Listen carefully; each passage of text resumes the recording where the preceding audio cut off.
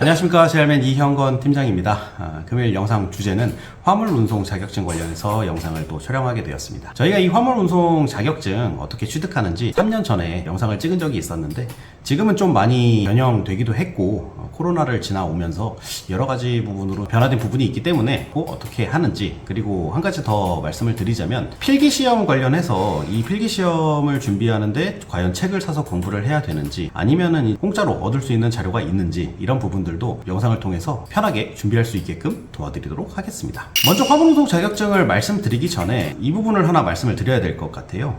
간혹 가다가 저희 상담자분들 중에서 일자리를 찾는 게 먼저인지 아니면은 화물운송 자격증을 따는 게 먼저인지 라고 여쭤보시는 분들이 계신데, 결론적으로 말씀을 드리자면 화물운송 자격증을 취득하는 것이 우선이다 라고 설명을 드리고 싶습니다. 예를 들어 갖고 내가 화물운송 자격증 없이 어떤 화물 일자리를 알아보고 그 이후에 이제 화물 자격증을 취득을 하겠다라고 생각하시는 분들이 계신데, 이렇게 흘러가게 될 경우에 내가 정말 괜찮다고 생각하는 일자리가 나왔을 경우 화물 운송 자격증이 없다면 그 화물 운송 자격증을 따기 위해서 수일, 몇 주 혹은 이제 길게는 몇 달까지의 시간을 다시 투자해야 되는 경향이 있습니다.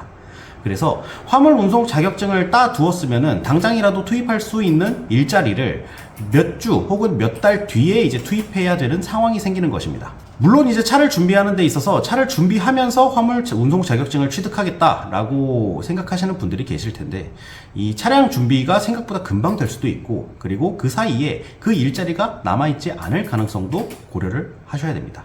그래서 화물운송 자격증이 먼저인지 뭐 일자리 찾는 것이 먼저인지 라고 여쭤보시는 분들에게 제가 확실하게 드릴 수 있는 답변은 화물운송 자격증을 취득을 하고 나서 먼저 준비가 된 상태에서 일자리를 찾아보는 것을 권장드린다, 이렇게 설명을 드리고 싶습니다.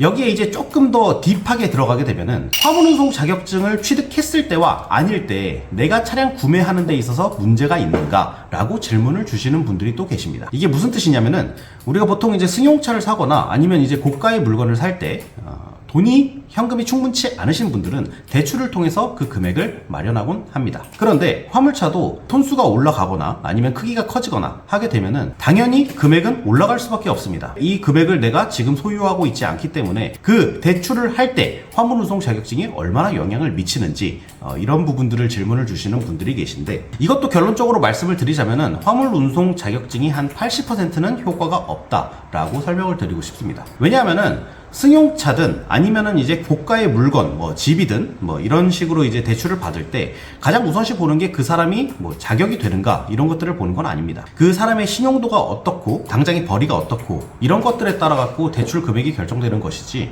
자격증을 가지고 있는 여부가 대출하고는 좀 관련이 없다라고 설명을 드리고 싶은데, 물론 그런 경우는 있어요. 뭐 예를 들어 갖고 A라는 사람이 있고 B라는 사람이 있는데, A라는 사람은 화물운송 자격증을 가지고 있고 그리고 신용 점수가 좀 높은 편이다.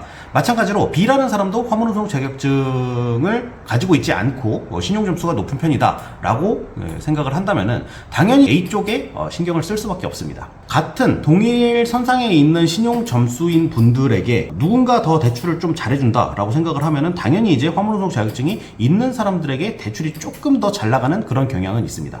하지만 개개인의 신용 점수가 굉장히 많이 다르고 이런 경우는 굉장히 드물다 라고 보시면 될 것 같고, 결론적으로 제일 중요한 거는 이제 본인의 신용 등급과 그 다음에 내가 얼마나 준비가 되어 있고 이 사람이 담보를 얼마나 가지고 있고, 이런 것들이 이제 결론적으로 가장 영향을 많이 미친다, 이렇게 보시면 될 것 같습니다. 그리고 간혹 가다가 다른 곳에서 상담을 받고 오신 분들이 저한테 연락을 주셔서 어떤 분양업체는 화물운송 자격증이 필요 없다고 하는데 이렇게 이제 말씀하시는 분들이 있는데, 이거는 제가 일전에 설명드렸던 화물운송 자격증이 없어도 대출하는 데는 크게 영향을 미치지 않는다, 이 부분과 좀 일맥상통하는 이야기다 라고 보시면 될 것 같습니다. 당연히 신용이 좋으신 분들한테는 분양업체, 뭐 여기에 이제 사기 분양업체도 포함이 되어 있겠죠. 이 사기 분양업체들도 신용 좋으신 분들이 오면은 어떻게든 신용이 좋기 때문에 대출을 좀 잘 이끌어낼 수 있으니까 화물운송 자격증이 필요 없으니까 일단 오거나 혹은 이제 본인한테 개인정보를 달라고 요청을 할 겁니다.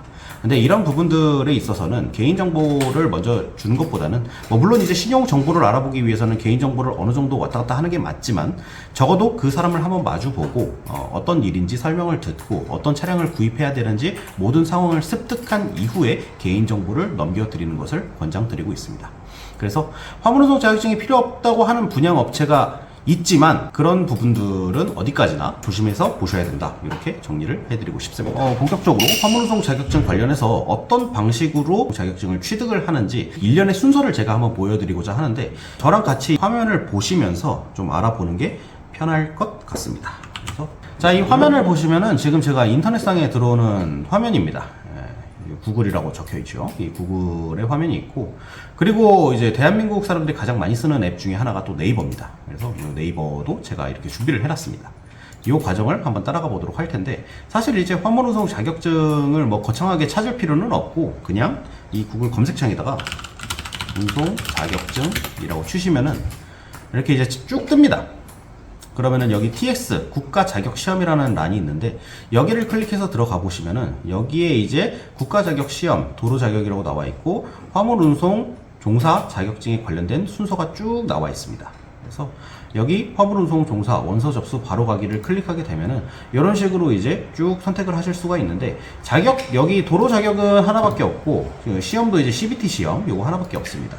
근데 자격 종류에 이제 화물 운전과 버스 운전, 택시 운전, 요거는 이제 인력 수송, 그러니까 화물 운송이 아니라 여객 운송에 관련된 법이기 때문에 요 두 가지는 해당하시는 분들에게만 선택을 해주시면 될 것 같고, 저희가 알아보는 거는 화물 운전 이 부분만 클릭을 해서 여기 내용 확인하고 다음으로 눌러주시면 된다, 이렇게 보시면 될 것 같습니다. 사실 이거는 이제 개인적으로 해야 되는 부분이기 때문에 제가 이제 이 이상으로 진행을 하진 않겠지만, 여기 이제 다음을 누르게 되면은 당연히 그 이후의 순서가 어떻게 쭉쭉쭉 되는지 인터넷상에서도 쉽게 확인이 가능할 수 있습니다. 원서 접수 확인하시고 시험 장소 선택하시고, 그리고 응시 원서 작성하시고, 그리고 나면 접수 완료가 되는데 가셔갖고 이제 시험을 보면 된다 라고 보시면 될 것 같습니다. 요즘에는 이 시험 장소 선택하는 과정에 있어서 여기에 적성 검사가 포함이 되는 것 같더라고요. 그래서 이 시험을 보면서 동시에 이제 적성 검사도 하시고 시험도 보면 된다라고 보시면 될 것 같습니다. 그리고 나서 내가 만약에 이제 시험을 다 처리를 했다라고 하면은 이 밑에 이제 합격자 교육이 있습니다. 이 합격자 교육을 이수를 해야만 화물운송 종사 자격증이 발급이 된다라고 보시면 될 것 같은데, 이전에는 코로나 때문에 이게 온라인으로만 진행이 됐었습니다. 이 온라인으로 진행되는 것뿐만 아니라 현장 교육도 이제는 같이 실시하고 있기 때문에, 나는 좀 더 눈으로 보면서 체험을 하고 싶다라고 하시는 분들은 여기 체험 교육을 신청하시면 되고요.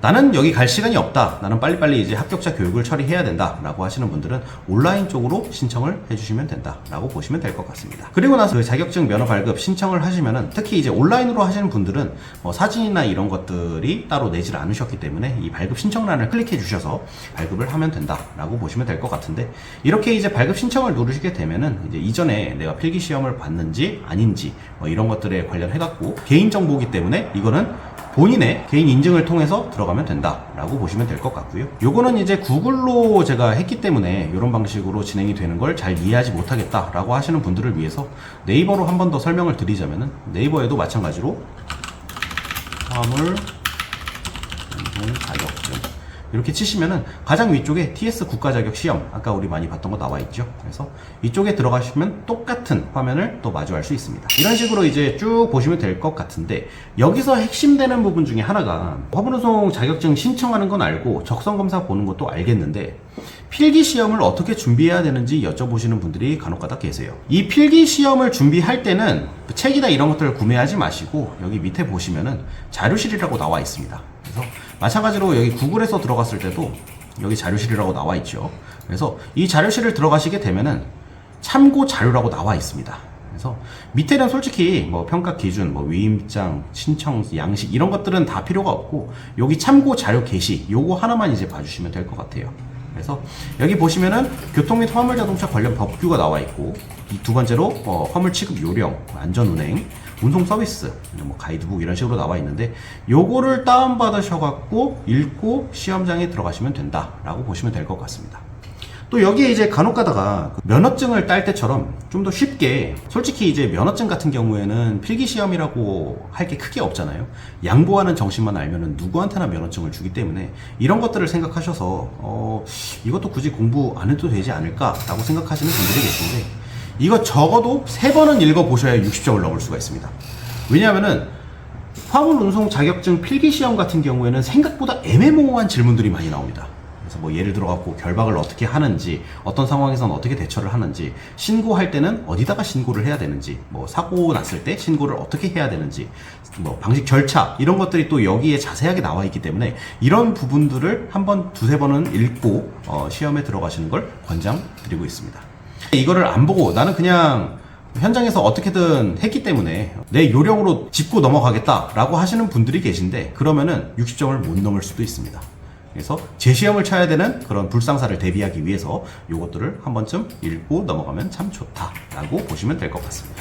이렇게 하면은 이제 화물운송 종사 자격증을 취득을 할 수가 있는데, 그러면은 그 이후에는 어떻게 하느냐라고 질문 주시는 분들이 또 계신데, 화물운송 종사 자격증을 취득한 이유가 무엇인지 생각해 보시면 될 것 같아요. 당연히 화물 운송을 하기 위해서 그 자격증을 취득을 했겠죠. 화물 운송으로 내가 돈을 벌 수 있는 일들이 어떤 것들이 있는지 하나하나 찾아보시고, 요즘에는 이제 인터넷도 잘 돼 있고 유튜브도 굉장히 잘 돼 있어요. 그래서 뭐 저희 설명을 들으셔도 되고 아니면은 다른 분들의 설명을 들으셔도 상관없어요. 일련의 준비 과정이나 이런 것들을 보시고, 가장 좋은 거는 일자리를 선정하는 것이 가장 좋겠죠. 그래서 일자리를 좀 꼼꼼하게 살펴보시고, 저희가 일전에 영상을 굉장히 많이 찍어서 올렸었는데 진짜 덜컥 차량 계약하는 것보다는 일자리에 대해서 조금 더 자세하게 살펴보시고, 그리고 나서 그 일자리에 투입되는 것을 권장드리고 있습니다.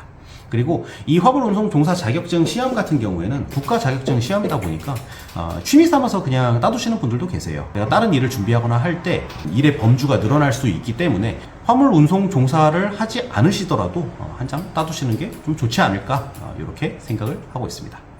그래서 오늘 이제 화물운송 종사 자격증 관련해서 여러 가지 팁 같은 걸 좀 드렸어요. 3년 전 영상에서는 저희가 이제 화물운송 종사 자격 시험 관련해서 준비 과정, 그 다음에 이제 어떤 방식으로 흘러가는지, 그리고 쇼츠를 통해서 얼마가 필요한지 이런 것들도 제가 설명을 드렸었는데, 궁금하신 분들은 그 영상을 좀 찾아보시길 권장을 드리고요. 그 영상을 보지 않으시더라도 오늘 영상만 제대로 보셨다면 화물운송 종사 자격증 따시는 데는 큰 문제가 없을 거라 생각을 하고 있습니다. 그리고 이렇게까지 또 설명을 드렸었는데, 이후에 이걸 취득하고 나서 어떻게 해야 될지 난 정말 모르겠다 라고 하시는 분들은 저한테 연락 주시면 제가 조금 더 상세하게 가르쳐 드리도록 하겠습니다. 그래서 오늘 영상은 여기까지 마무리를 하고요. 다음번에 더 좋은 영상과 자료로 구독자분들에게, 그리고 이제 시청자분들에게 인사드리도록 하겠습니다. 이상으로 GR맨 이형권 팀장이었습니다. 감사합니다.